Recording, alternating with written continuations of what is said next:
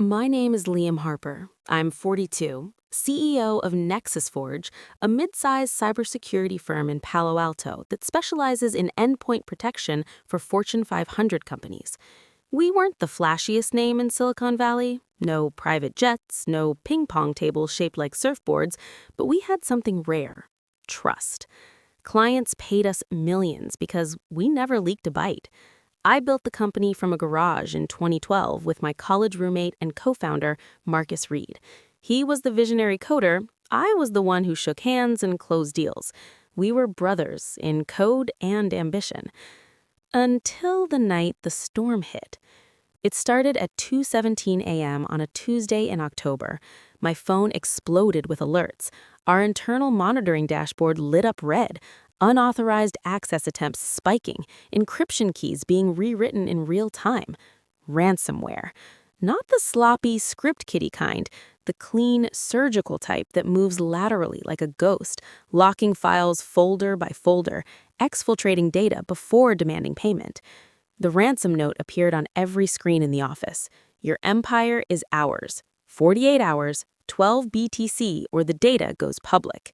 Tick tock. I raced to headquarters. The lights were already on. Engineers were huddled, faces pale under the glow of monitors. Marcus was there, sleeves rolled up, typing furiously. "It's bad, Liam," he said without looking up. "They got the master keys. Everything. Client configs, source code, audit logs. If this leaks, we're finished. Lawsuits, bankruptcies, prison maybe." We worked through the night. No police yet. Paying quietly was still an option in our world. But something felt off. The attack was too precise.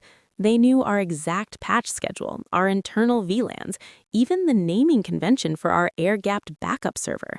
This wasn't random. This was personal.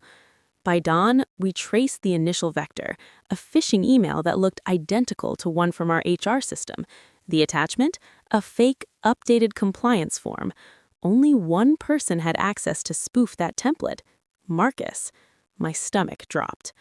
I confronted him in the server room at 7 a.m., away from the team. "Marcus, tell me you didn't." He froze, then laughed, a hollow, broken sound. "You really think I'd sell out everything we built? I think you'd do anything for the life you lost when the board voted you out as CTO last year." He looked away. Last spring, after a string of missed deadlines on our flagship product, the board, which I chaired, had demoted him to chief architect, a fancy title for sidelined. He never forgave me. I thought time would heal it. I was wrong. "The competitor offered me 7 figures," he admitted quietly. "They wanted our IP to kill us in the next funding round. I gave them a backdoor, not the full keys, just enough to look credible. But they went further. They turned it into full ransomware. I didn't sign up for this." I stared at him, the man who'd coded beside me until sunrise for years. "You betrayed me. You betrayed every client who trusted us." "I was going to fix it," he whispered. "I had a kill switch, but they found it. Now they're threatening my family if I talk." We had 2 choices: pay the ransom and hope the attackers honored their word, which they rarely do, or fight back and risk everything leaking. I chose fight. I called in favors. Ethical hackers I knew from DEF CON, former NSA contacts who owed me.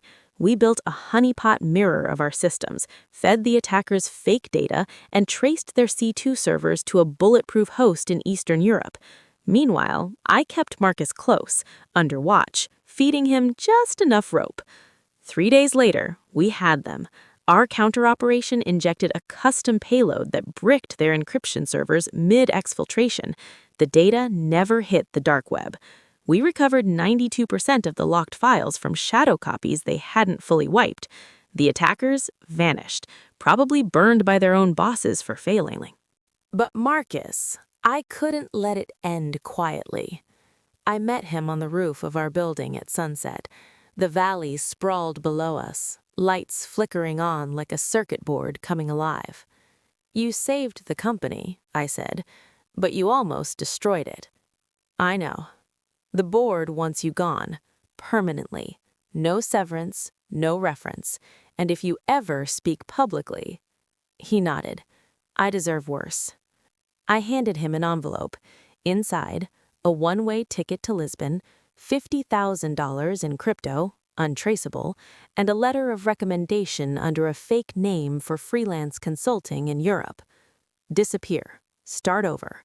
But if I ever hear your name tied to anything shady again, I release everything. The logs, the chats, the proof. You'll never code again. He looked at the envelope like it was poison. Then he took it. Why? He asked. Because once we were brothers, and because the valley eats its own. I won't become the monster that finishes you. He left that night. No goodbye to the team, just gone. 6 months later, Nexus Forge went public. The IPO was quiet but strong, $380 million valuation. Clients stayed loyal once they learned we'd beaten the attack without paying a dime. I stepped down as CEO 6 months after that, handed the reins to our new CTO, a woman who'd spotted the lateral movement Marcus missed, and started mentoring startups on trust architecture, how to build companies where betrayal can't hide in the code. I still think about Marcus sometimes. Rumors say he's in Portugal, running a small open-source security project under an alias. No scandals, no revenge posts, just quiet work. Maybe he learned something. Maybe I did too. In Silicon Valley, storms come fast. The ones that hurt most aren't the hacks. They're the knives from the people you trusted most. But if you survive them, you come out sharper, harder, and maybe, just maybe, a little wiser about what really matters. Not the code, not the valuation. The people. And the choice not to destroy them when you could.